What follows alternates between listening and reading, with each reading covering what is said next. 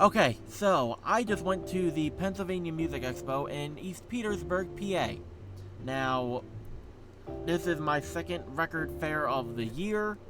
I was planning to set up at it next month, but I'm gonna give my honest thoughts. I would not recommend it if you are a casual collector, and what I mean by that, if you're not interested in the $50 singles, the $100 singles, if you're not interested in like a lot of the top of the line stuff, I honestly wouldn't recommend going, because it's like, for me, a record fair, there should be an even mix. There should be people that want to get good cheap stuff. There should be people that want to collect the higher end stuff. Like Arbutus, I feel like is a really good mix of both, because you were able to find a lot of good stuff at deals, but yeah, you also had like the very high end stuff at good prices as well. This really only seemed to cater to the top end collectors. I saw someone do like $1,000 purchase today off of like 7 or 8 items. That's wild to me. I know why, because those records are pricey, but still, there couldn't have been a lot of people who had good dollar bin stuff. Like, I searched everywhere. I got some stuff, but compared to Arbutus, it's like not as much comparison. I'm not going to go into the quality of stuff. Actually, I am, because I want to do a review on it. I want to give my honest thoughts. So, like, a lot of the cheap stuff, like, there was a couple dollar bins with very, very bad shape records. Like, stuff on them, all that shit, like, nasty, basically. I had to actually wash my hands off afterwards, off of the one. Like, bins overflowing so much to where the records were cracking in them. Like $5 records where they look like absolute shit. People charging, like CD-wise, charging like $20-$30 for a certain one, and that CD having dust and cracks in the case. That's not okay. I understand CDs can get that expensive. I've sold CDs as high as $80. I've sold multiple for $50. But what I do, if there is a crack in the case, I replace the entire case, front and back. I do not care, because I want this to be as clean and as nice as possible for the person that is going to be getting it. I don't understand what these people are doing. Obviously, if it's like a couple bucks CD or whatever, like under $5, I would say, at these fairs, and they were a bit dusty, there was a little crack, I can look past that because I can change it at home. But if I'm spending over $10, I expect it to be a nice case. Or at the very, very least, clean and not dusty. I actually ended up spending the, just about same amount. It was just about $45. I spent $45 at Arbutus, and I had a ton more, like, grail finds, I would say. Like, a ton of amazing, cool finds, cassettes, CDs, vinyl, really neat stuff. This time, I mainly went CDs and a couple vinyl. And it still cost me about the same, so I'll show you. First up, I did find patches as well. So I got a Rolling Stones patch, which I thought was pretty cool, and one for the band Evanescence for my patch hoodie that I'm working on. Now we're into, we'll do CDs. Why not? So first up is I Mother Earth, Scenery, and Fish. This is the it's a club enhanced version, and apparently there's like a movie or a DVD in it. That was pretty neat. Is that gonna focus? It should focus, hopefully. Yeah, I Mother Earth, Scenery, and Fish. Not a bad album. I've been looking for this one for a while. Flogging Molly's Drunken Lullabies, obviously $3. The other one I paid $2. This one's in nice shape as well. Other than, oh no, it's not in really nice shape. Kind of. I'll say this is good for $3. Just gotta replace the front. The hinge is snapped. But hey, what can you do? I actually found ICP, the Great Malenko. It's an island pressing. This one I am selling. I'm cleaning up the case and reselling it.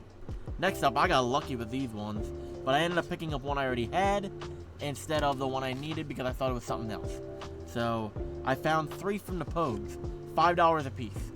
Peace and Love. I already have this, but I still might keep it, or I might just flip it online or whatever. I don't know. I meant to pick up Pogue Mahone, but I thought it was waiting for Herb. But regardless, cool. Then we have Hell's Ditch, another great album from them. This is the normal one. This isn't the bonus one with any of the bonus tracks on it. I'll show you inside on that one. Neat. Then my favorite out of the three, Red Roses for me, the 2004, it's like the remastered with the bonus tracks. I don't know why it's not. I hate the zoom thing on this shit, but it has the bonus tracks. Like Leaving a Liverpool, Merchant Durkin, Repeal of the Licensing Law, Band Played Waltzing Matilda, Whiskey or the Devil, and the Wild Rover. That was a good chunk right there. No, so I'll show you the little. I'm not gonna show the freebies. They're just freebies. First one up is one from. I'm actually gonna have to stamp with someone's name on it. The group called Jubal. I have no idea what it is, but it's a promotional copy with the hype sticker. Picked it up for $2. Is it hype label? Is it a promo label? It looks like it's an Elektra, and Elektras mainly do white labels. What the fuck? What is inside of here? Yep, white radio station copy. Yes, from '72. You can see it through there. I'm not pulling that out again. But this is neat. Has a little note about the band. I thought that was neat. I didn't even notice that was in there. Don't like how it was sitting in with the record. That's just me. But really, really cool. Next is where is it at? Promotional copy of Trio's Da Da Da. That song, it's like, you don't love me, I don't love you, blah blah blah. The drummer for this band is the drummer in the group Silverbarks, which they did the album 4 Times Sound Raising.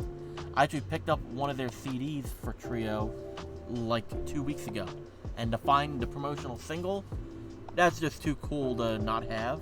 I don't know what this cover is supposed to be. It's a capital sleeve, but it's on the Mercury label. Are they both together? I don't know. Whatever. Last one. This is like a really cool one for me. I'm gonna have to fix it up a bit, and by that I mean get it into a new sleeve and case. But this is the group Cat. It is an album, I believe, from the 70s. I forget, it's not on the back here. But if you notice, it's in like a paper sleeve and all that. So it looks weird. Apparently these are like, I think they're Japanese bootlegs, if I'm correct. That's what the back looks like. We have that on there. Lemming Record. Apparently these are like very low quality bootlegs, which I don't know much about. There's not really any info on there that I can see, but I think some variants of these were sold to like military overseas over there. I don't know how, but I just thought that was cool. For $7, I was meaning to pick it up anyway, so to find a cool, like, unique version of it, I'm on board. It is not on Discogs anywhere.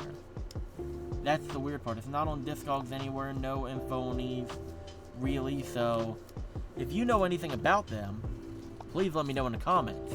Regardless, I still had fun, but yeah, it just was not the best for me.